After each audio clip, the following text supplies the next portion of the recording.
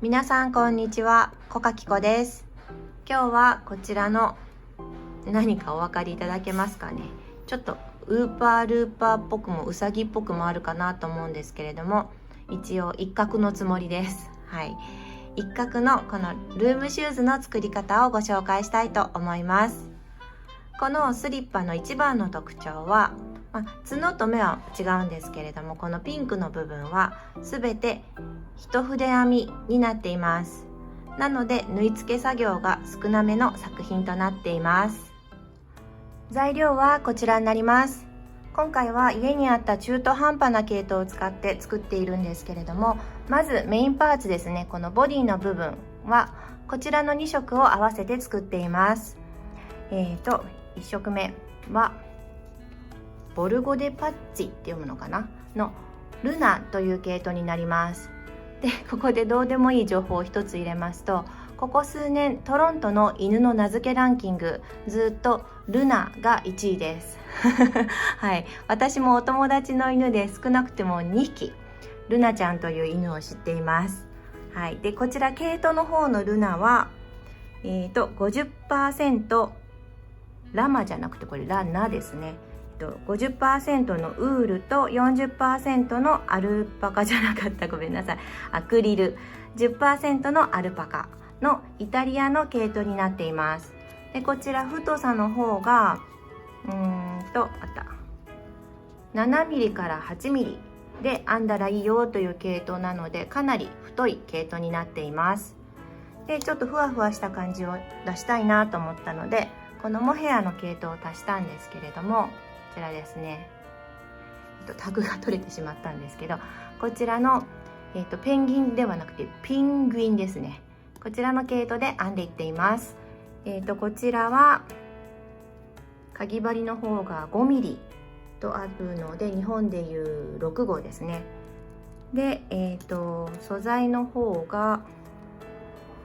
50% のモヘアと 25% のウールと 25% のアクリルの、すんごい字がちっちゃいんですけれども、こちらフランスの毛糸になっています。今回は私はこの毛糸で編んでいくんですけれども、もう皆さんはお好きな毛糸で編んでいってください。別に違う2色を2つの毛糸を合わせなくても、同じ毛糸をでもいいですし、何でも皆さんのお好きでいいんですけれども、私のおすすめはスリッパがっしりしっかりさせたいので、厚み分厚さを持たせることが大事なんじゃないかなと思います。なので、細めの毛糸でしたら2本取りか3本取りなどをするとして、分厚い毛糸で編んでいくことをおすすめします。で私は今回この2色を1本ずつ取って2本取りにしてるんですけれども、それを8ミリ、85ではなくて8ミリですねのかぎ針で編んでいきたいと思います。そしてこの角ですね、角の部分はちょっともう何の毛糸かもわからない、この家にあった白い毛糸で編んでいきたいと思います。こちらは、私はこの太さで、どこに書いてあったかな、ここだ、4ミリなので日本でいう7号ですねで編んでいきたいと思います。最初この角の部分細い方がいいのかなと思って刺繍糸を使って 2.5 ミリなので日本の4号ですねのかぎ針でちょっと作ってみたんですけど、そうしたらちょっと小さすぎたので毛糸に変更しました。そしてあと必要なものは目ですね。目はもう描いていただいても刺繍していただいても何でもいいんですけれども、私はボタンにしました。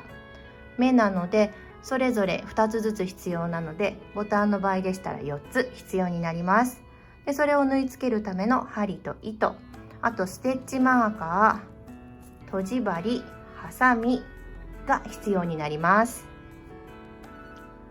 では編んでいきましょう。編み始めはスリッパのこの先っぽの部分からぐるぐるぐるっといく感じになります。まず最初、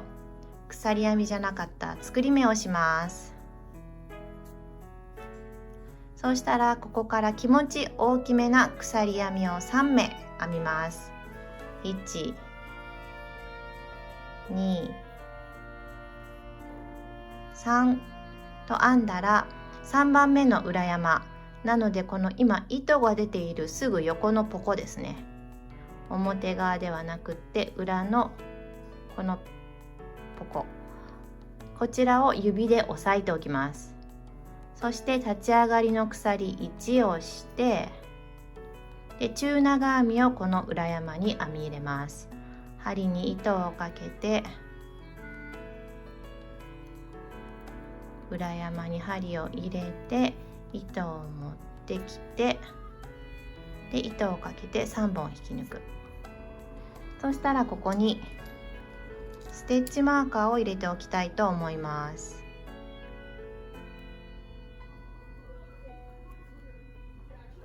こうですね。そうしたら次、あと裏山が2つあると思うんですけれども、隣の裏山には中長編みを1目、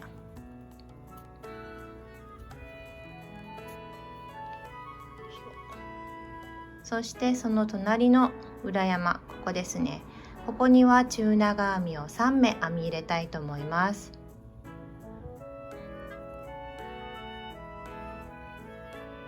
1、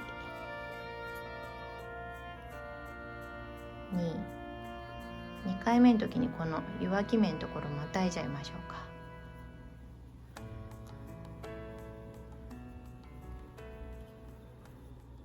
で糸端を編みくるめながら2回目、あともう1回同じ目に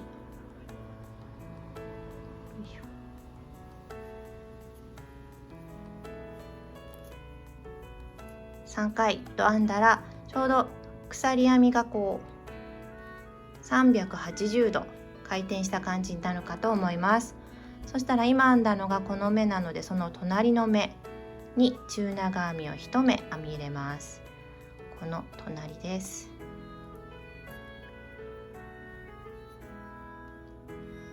よいしょちょっと硬かったですかね。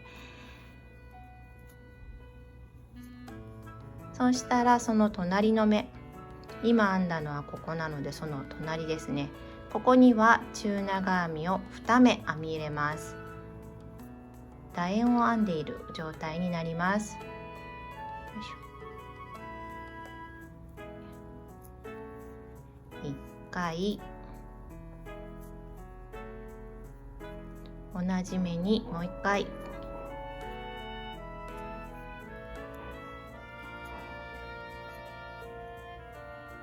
これで1段目が完成です。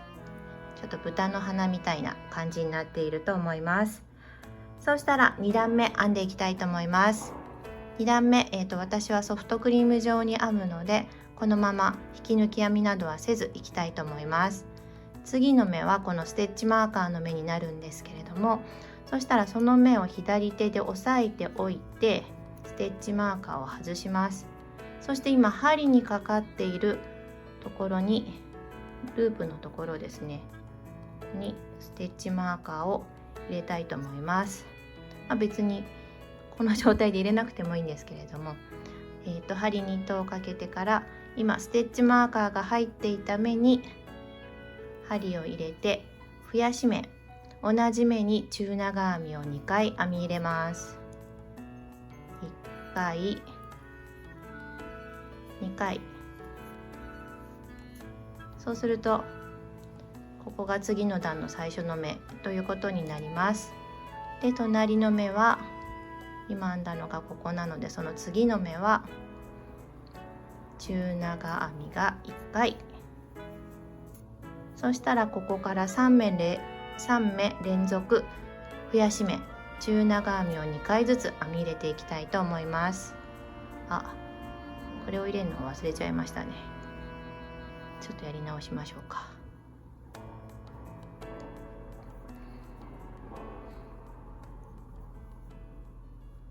2本取りしているとどうしても目を入れるのを忘れちゃうと思うんですけど、忘れちゃってもほどけなさそうだったら問題ないかなとは思います。では、ここから増やし目のゾーン1、2、3目、この3目にそれぞれ中長編みを2回ずつ編み入れていきます。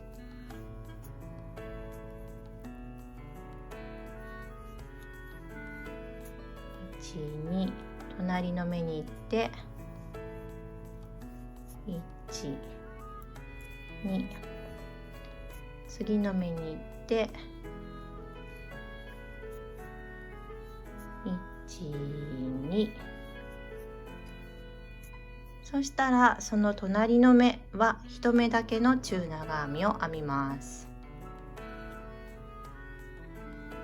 隣の目は1目、そしてあとこの段は2目、こことここが残っているんですけれども、そしたらこの2目には増やし目、中長編みを2回ずつ編み入れていってください。続いて3段目編んでいきたいと思います。私は3段目まで増やし目をしていきたいと思います。まず一番初めの目はここですね。目を押さえておいて、針にかかっているループに入れて、まず最初の目増やし目です。1つの目に2回、1回、2回、そうしたらここから1目ずつの中長編みを1、2と2回編んでください。1、2、そうしたらば、よいしょ、ここから増やし目1目、増やし目1目というのを3回繰り返してください。増やし目なので同じ目に2回中長編み、次は1目、次は増やし目1、2で1目、もう1回増やし目、よいしょ、増やし目ですよね。もう1回1目、そしたら1目だけの中長編みを1回編みます。そして残りは4目になっているはずなので、1、2、3、4ですね。なので増やし目1目、増やし目1目、2、1、2、1と編んでいってください。3段目まで編み終わりました。だんだん丸みを帯びてちょっと山っぽくなってきてると思うんですけど、これをちょっとぺったんこにさせてみると、だいたい9センチ、縦もだいたい9センチですね。こんな感じになっています。これで私は、増やし目終わりにしたいと思います。続いてそれでこれでまだ大きさが足りない方はもう一段増やし目をしていってください。もう一段増やし目をする場合は、目の数は編み方は書いて貼っとこうかなと思います。こちらがもう一段増やす時の編み方になります。この編み方だと1段につき6目増えます。もう少しだけ増やしたいなという方はどこかで 2,3 箇所増やし目を入れてもいいんじゃないかなと思います。では続いて4段目5段目と増やし目なしで中長編みをぐるっと2回2周したいと思います。5段目まで編み終わりました。今この先っぽ、先ほど編んだ鎖編みですね、ここを中心に折った場合、もうかなりスタート地点が真ん中の方にだんだんずれてきてしまっているんですけど、問題はありません。今一番長いところ、編み終わったところでだいたいまた9センチですねぐらいになっています。そしたらそろそろこのヒレをつけたいと思います。でこのヒレを編む位置なんですけれども、皆さんの目の動き具合によってコントロールしてください。この鎖を中心に折った時にここら辺かなとなる目にヒレを編んでいってください。私の場合はまず1、2、3と普通に中長編みをして、この目でヒレをつけたいと思います。なのでまず最初にステッチマーカーをずらして中長編みを3回編んでいきます。3と編んだら、ここからヒレを編むんですけれども、ヒレの編み方はまず鎖をここから3目編みます。で、細かいことなんですけれども、1つ目は普通のテンションの鎖、2つ目3つ目はちょっと緩めの鎖を編むといいんじゃないかなと思います。で、4つ目は普通の鎖を編んだら、そうしたら針から2番目の裏山、見えにくいですかね。針じゃないです。糸の真下は1個目の裏山、その隣の裏山に引き抜き編みをします。よいしょ。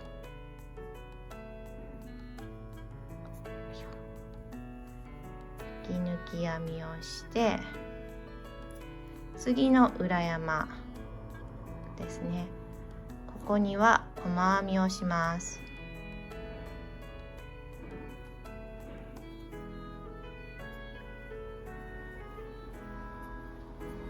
そしてその次の裏山、ここですね。ここにも細編みをします。そしたら1つ目のヒレが完成です。で、次そうだ。で、この時に次の時どの目を拾ったらいいかわからなくなってしまうと困るので、1、2、3と中長編みを編んだので、3番目の中長編みにまず、ここは入れなくてもわかるかもしれないんですけれども、入れておいて、次編む目はこの糸が入っていないとこなので、ここになるんですけれども、普通にただ中長編みを編むと、ちょっと試しに編んでみますね。普通に編むとちょっと穴ぼこが開いてしまうんですよ。なのでちょっと違う中長編みチックな編み方をしたいと思います。針に糸をかけて編むのではなくて、この先ほど編んだ中長編みのこの縦の1本を拾って糸をかけたチックにしたいと思います。ここに1、2、3本あると思うんですけど、この一番左側の1本を前だけ拾うので十分だと思います。そうしたら隣の目、編みたい目に針を入れて糸をかけて持ってきます。そしたらこの3本を引き抜きます。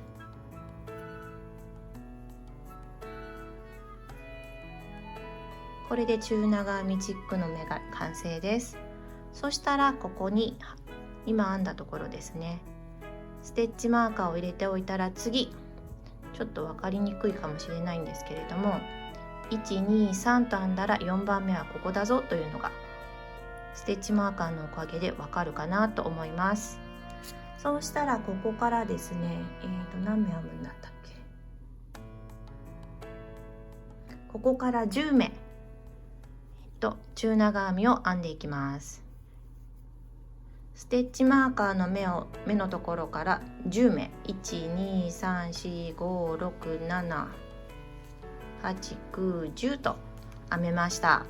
そうしたら、私の場合は10目にしたんですけども、皆さんはこう畳んでみてバランスでお決めください。私は次のヒレを編んでいきたいと思います。こちら側と編み方は全く同じになります。まず最初、鎖1、緩めの鎖を2、1、2、普通の鎖を1、そうしたら針から2番目、この糸の下の次のポコですね、ここに引き抜き編みをします。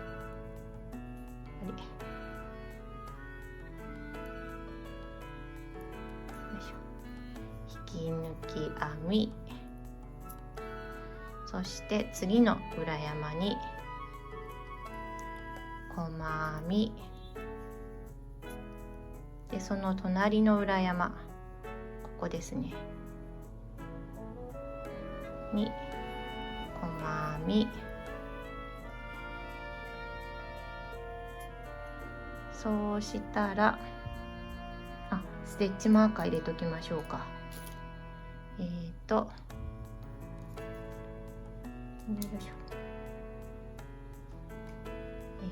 このヒレを編む直前の目がこの中長編みの上になるので、ここに1つ、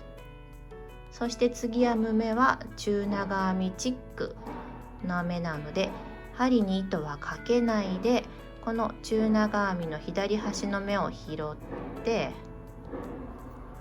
で隣の目、ここですねに針を入れて糸を持ってきて3本引き抜きます。そしたらこの上にもステッチマーカーを入れておきましょう。はい、そうしたら残りの目はこの今編んだ中長編みを入れて6個なので、私の場合はあと5つですね。12345、よかった、目の数が合ってました。はい、5目中長編みを編んでいきたいと思います。6段目まで編み終わりました。そうしたら続いて7、8、9、10と4段増減なしの中長編みを編んでいきたいと思います。まず段の初めのステッチマーカーを付け替えたら、次のまず3目は普通に1、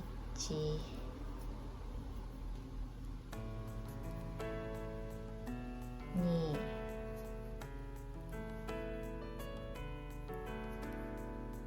この3番目が私の場合はステッチマーカーが入っている目になります。3と編んだら次4番目なんですけれども、これも特に難しいことをするわけじゃなくって、ただ単にこのヒレは内側に入らないように外側に出して編むようにしてください。針に糸をかけて、このステッチマーカーが入っている目を指で押さえておいて、で針を入れて、でこの時糸が緩まないように気をつけてください。で糸を3本引き抜く、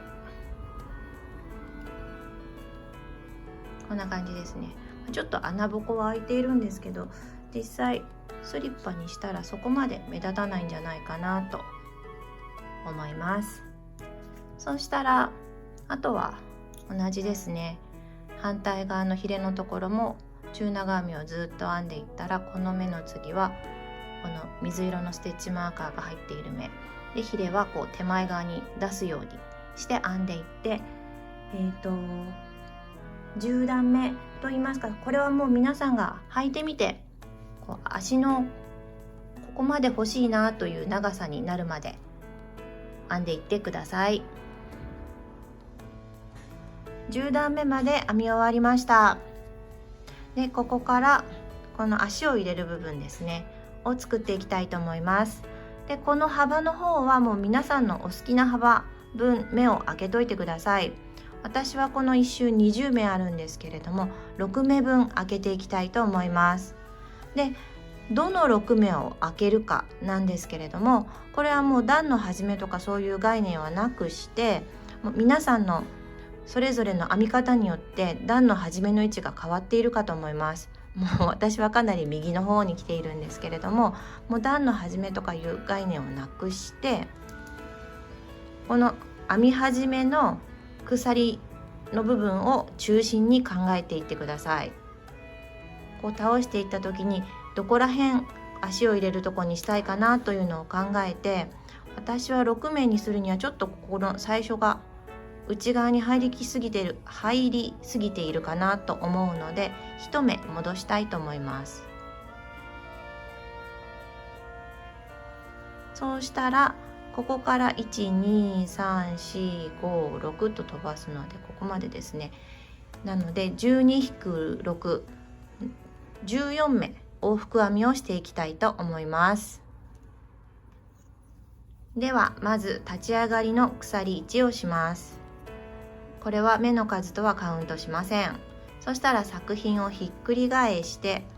この作品初めての裏を見て編む状態ですね。ここから中長編みを編んでいきます。私の場合は足を入れる部分6目分開けたいので14目編んでいきたいと思います。14目編み終わりました。ここからここまでですね。あとはこれを往復編みで同じ目の数、私の場合は14目ずつ編んでいく感じになります。でそれをどこまで編んでいくかなんですけれども、これを足と考えた時、ここがかかとだとします。こう皆さんが試着されてみて、かかとがちょこっと出るかなぐらいまでの長さを編んでいってください。そこまで編んでいったら、あともう2段を使って減らし目をしていきます。私の場合はあともう5段編んでいこうと思います。そしてこの足を入れるところを編むところから往復編みが始まるので、最初はずっと表だけを見てきたんですけれども、ここから往復編みなので目の出方が若干変わってきます。なので次の段、往復編みをする時に表を見る段ですね。この段を編む時に編み方を少し変えたいと思います。そんな難しいことではないんですけれども、立ち上がりの鎖1をして、編んでいく時中長編みなんですけれども、普通の中長編みを編みますとこんな感じで編んでいくことになるんですけれども、そうするとこの、中長編みというのは V の字が2箇所あるんですね。この上のくの字と手前から見た時の逆くの字で、普通に取るとこの逆くの字の下が残るようになるので、往復編みにするとそれが表に残ってしまって、それが目立つかなと思ったので、私はここから表を見て編む時だけ、裏の時は今までと同じ普通でいいんですけれども、表を見て編む時だけこの手前の逆くの字のくの下に針を入れたいと思います。このラインの下です。なので3本取る感じですね。で編んでいったらこう横ラインがなくって往復編みとの目の違いが目立ちにくいかなと思ったので、私はこの編み方でいきたいと思います。そしたらこんな感じであともう5段ですね、編んでいきたいと思います。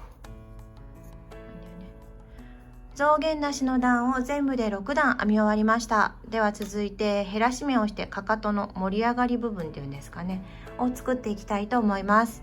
減らし目はこう見た時に両端のちょっと手前あたりと真ん中でしたいと思います。なのでまず最初は立ち上がり1をしてひっくり返して、そして中長編みを1目したら2番目と3番目の目で中長編み2目一度をしたいと思います。でこれもお好み次第なんですけど、私は今回そんなモコっとさせたくないなと思ったので、針に糸をかけて2番目の目に入れて持ってくる。で糸はかけないでそのまま次の目に入れて糸を持ってくるというようにして減らし目をしています。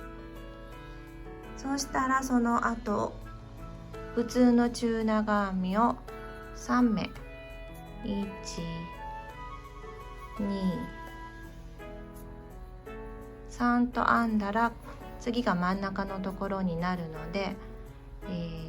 7番目と8番目のところ目で減らし目です。そしたら早口だったそしたらなんだっけ、普通の中長編みを3目123減らし目を12番目と13番目でして、14番目は普通の中長編みと編んでいってください。では続いて本体部分最後の1段を編んでいきたいと思います。最後の段も同じように端っこ真ん中端っこの3箇所で減らし目をします。立ち上がりの鎖1をしたら針に糸をかけて1番目、表側を見ているのでこの下のところに入れたいと思います。そして次減らし目なので1、2と針を入れたら、そしたら次は中長編みで次がもう早速真ん中のところなんですけれども、今回は中長編み3目一度をしたいと思います。糸をかけてから1、2、3と入れてすべてを引き抜きます。そうしたら次中長編みを1目、そして減らし目2目一度ですね。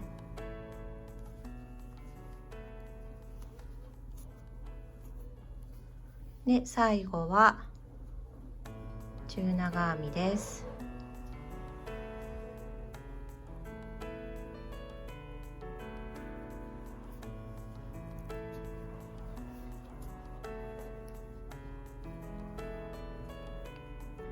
減らし目の段終わりました。そうしたら次、反対側の角っこですね、ここに引き抜き編みをします。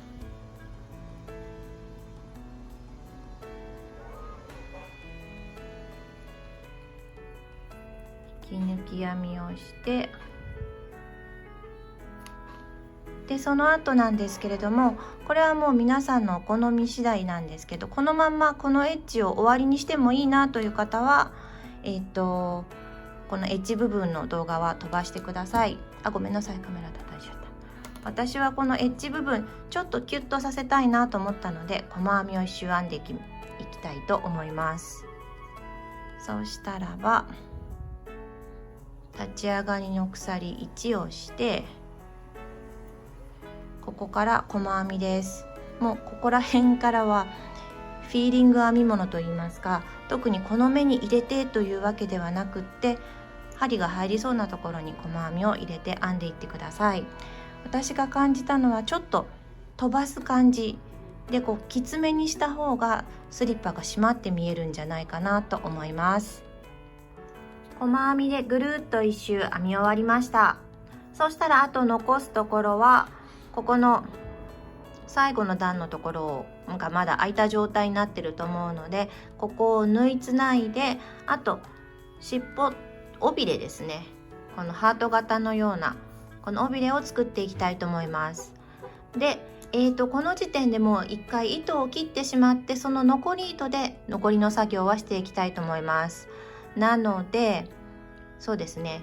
1メートル5、60センチ、両手を開いた時の長さぐらいまで糸を長く残して切りたいと思います。では糸を切ったらまず糸を引き抜きたいと思います。そしてギュッとちょっと縮めて、でまずは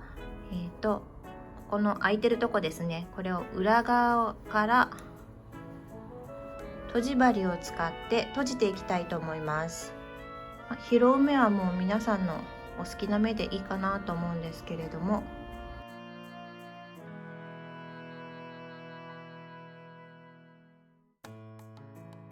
こう閉じたら、そしたら表から見ても大丈夫なことを確認して、次、もう閉じ針は今、必要ないので閉じ針は取って、では続いて尾びれを編んでいきたいと思います。尾びれ、このアキレス腱のところっていうんですかね、かかとのところの中心らへん、ここら辺に尾びれを出したいなというところに針を入れて、後ろから糸を持ってきます。そしたら今入れたのとは違うけれども近い目、どっか糸をまたいでいたらどこでもいいんですけれども、違うところに針を入れてもう一回糸を持ってきます。そしたら2回目に持ってきたこの外側の左側の糸ですね、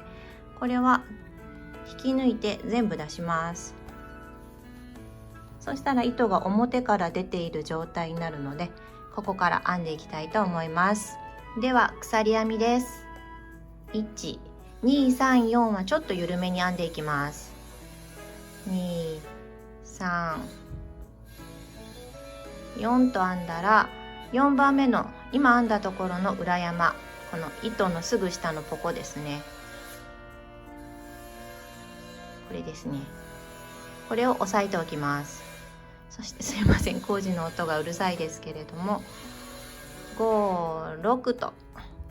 鎖、残りの5、6は普通のテンションでいいと思います。編んだら押さえてた4番目の裏山、針から数えるところの3番目ですね。ここに引き抜き編みをします。よいしょ。そうしたら隣の目には中長編みをします。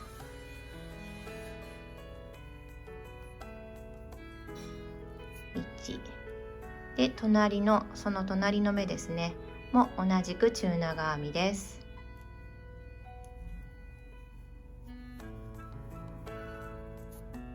そしたら最後の目は引き抜き編み、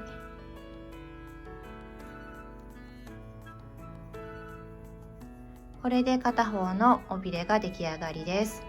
そしたらもう一回同じことをします。鎖1、2、3、4は緩めに3、4で4番目の裏山を押さえて5、6と編んだら4番目の裏山に引き抜き編みです。で、隣の目に隣の裏山ですねに中長編みをします。なんか遅いですね。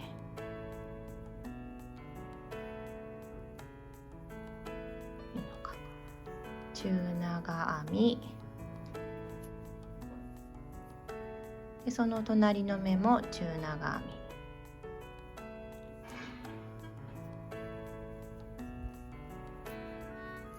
そして最後の鎖には引き抜き編みで、これで尾びれが完成です。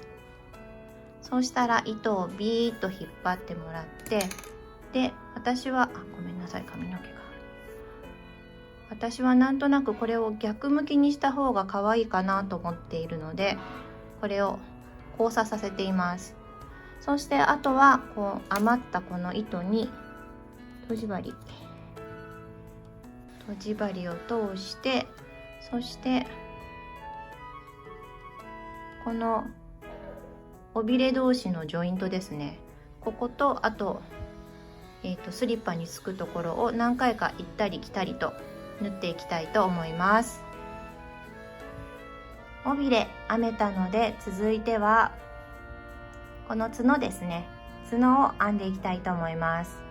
白い毛糸だとちょっとカメラを通して見にくかったので、編み方の説明はこちらのワインレッドの毛糸でしていきたいと思います。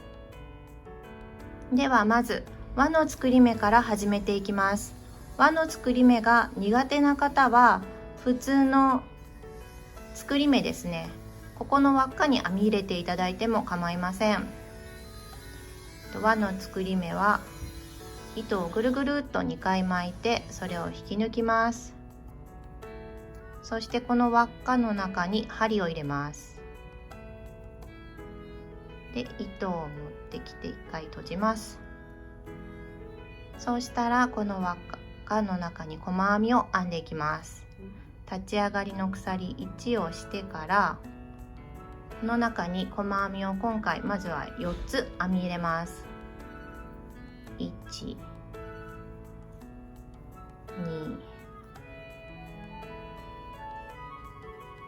3、4と編んだら、一番初めに編んだ細編みなので針から数えて、これは入れずに V4 つ目ですね、1、2、3、4、4なのでこれですね。この細編みの頭の部分 V のところに針を入れます。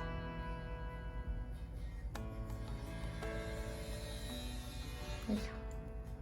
そうしたら次輪っかを縮めます。今真ん中には2本糸があると思いますすいません、工事の音がうるさいですけれども、糸端を引っ張ったらどっちかが動くんですね。向こう側が今動きましたね。そうしたら動いた方の輪っかを持ってギュギュギュギュッと引っ張ると動かなかった方の輪っかが縮まってくれると思います。でそっちが縮まったら今度糸端でこの輪っかを縮めます。これで1段目は完成です。でまだ小さすぎてわかんないですかね。そうしたら続いて2段目編んでいきたいと思います。で2段目を編み始める前に必ずこの針にかかっている糸が緩みすぎていないことを確認してください。ここが緩んでしまうと、次の目が緩んでしまってバランスが崩れてしまうので、ここが緩んでないことを確認して、で、今回もソフトクリーム状に編んでいくんですけれども、最初の目にはもう針が入っているんですけど、この目には増やし目、細編みを2回編み入れたいと思います。1回、一応ステッチマーカー入れておきましょうかね。入れなくてもどっちでも入れた方が分かりやすいですかね。よいしょ。入れて、よいしょ。もう一回同じ目に、ここですね。今入れたとこと同じ目に細編み。2目入れたら隣の目は1回だけです。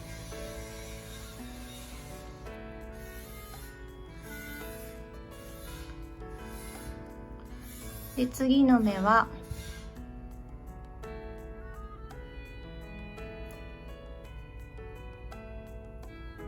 ここですね。ここにまた増やし目、細編みを2回編み入れます。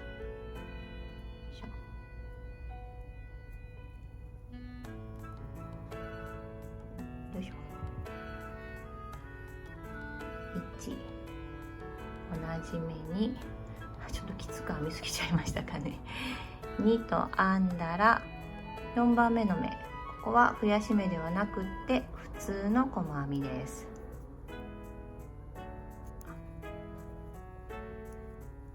これで2段目が完成です。ちょっとこうボール状っていうんですかね、お椀状になってると思うんですけど、この中心を手前側にうっと押してあげてください。そしたらあとは3、4、5、お好きな長さまで、あとは増減なしで今1段につき6目細編みがあると思うんですけれども、その細編みをずっとぐるぐるぐるぐるっと編んでいってください。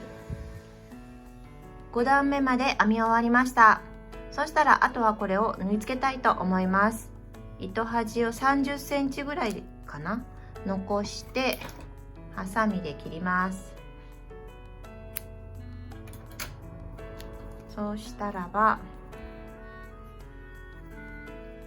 最後の目は引き抜き編みをして、見えるかな、よいしょ。引き抜き編みをして、そのままビーッと糸を引き抜いたら、あとはこの編み始めの糸は切ってもらってもいいんですけれども、私はこの中に詰め込みたいと思います。はい、そうしたら角をつけるんですけれども、私はこれは3段目と4段目の間ぐらいに角をつけて、そして目の方はこれはもう皆さんのお好みです。お好きなとこにつけていただいたらいいんですけれども、3段目あたりに目をつけていきたいと思います。一角のルームシューズ完成しました。今回こちらは娘の誕生日プレゼントにしようかななんて思っています。気に入ってもらえるといいんですけど、どうでしょうかね。はい、もしよろしければ高評価ボタン、チャンネル登録よろしくお願いします。そしてまだご覧になっていないようであればリンクを貼っておきますので、こちらのジンベエザメのルームシューズの作り方の方もよかったらご覧ください。ではありがとうございました。バイバーイ。